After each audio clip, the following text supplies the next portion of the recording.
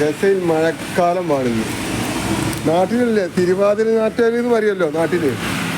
അതാണിപ്പോൾ നടന്നുകൊണ്ടിരിക്കുന്നത്. ഞങ്ങളിതാ ജോലി സൈറ്റിൽ ഞങ്ങൾ ഓഫീസിൻ്റെ അവിടെ ഇരിക്കാൻ പറ്റുന്നില്ല, മഴ ചാടിയിട്ട്. മഴ ഇങ്ങനെ നിന്ന് പെയ്തുകൊണ്ടിരിക്കുകയാണ്. വണ്ടികളെല്ലാം പാസ് ചെയ്യുന്നു. അപ്പോൾ ഞങ്ങളിങ്ങനെ ചായ കുടിക്കാൻ വേണ്ടി റഹ്മാനിയ ഒരു ഹോട്ടലുണ്ട്, റോമ ഹോട്ടലുണ്ട്. അതിൽ നിന്നിപ്പോൾ ഒരു കോഫി രാവിലെ കുടിച്ചപ്പോൾ 3 ചായ കുടി കഴിഞ്ഞിട്ടാണ്. 3 ചായ ഞങ്ങൾ കുടിച്ചിരിക്കണിപ്പോൾ. ഇനി ആൾക്കാർ ഇതാ ഓടിന് ഓരോരുത്തർ ഓട്ടം മത്സരമൊക്കെ നടത്തുന്നുണ്ട്. വെള്ളം ഇങ്ങനെ വരുവലിച്ചും കൊണ്ടിരിക്കുകയാണ്. ഇതാ കാണുന്നുണ്ടാവും മഴ. നല്ല നാട്ടിലുണ്ടാവില്ല, ഒരു ചാറ്റൽ മഴ ഇങ്ങനെ പെയ്ത്. ഇങ്ങനത്തെ മഴക്കാണ് വെള്ളം കൂടുക. ഇവിടെ കിണറില്ല, അത് കാരണം ഇപ്പോൾ വെള്ളം കൂടില്ല.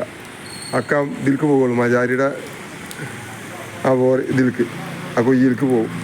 അങ്ങനത്തെ കുയ്യാണ് ഇവിടെ. ഞങ്ങൾ മുൻകൂട്ടിയിട്ട് രാജാവ് വിളിച്ചു പറഞ്ഞിരുന്നു. ഗസയിൽ ഈ മഴക്കാലം തുടങ്ങുന്നതിന് മുന്നേ വന്നൊരു ക്ലീനിങ് ആക്കിയിരുന്നു കംപ്ലീറ്റ്. വെള്ളം ഇവിടെ നിൽക്കരുത്. ഇപ്പോൾ 2-3 സ്ഥലം അവിടെ കുയ്യുള്ള സ്ഥലമുണ്ട്, അവിടെ വെള്ളം നിൽക്കുന്നുണ്ട്. അത് ഞാൻ വിവരം അറിയിച്ചിട്ടില്ല. അറിയിച്ചാൽ ഒരു വരും.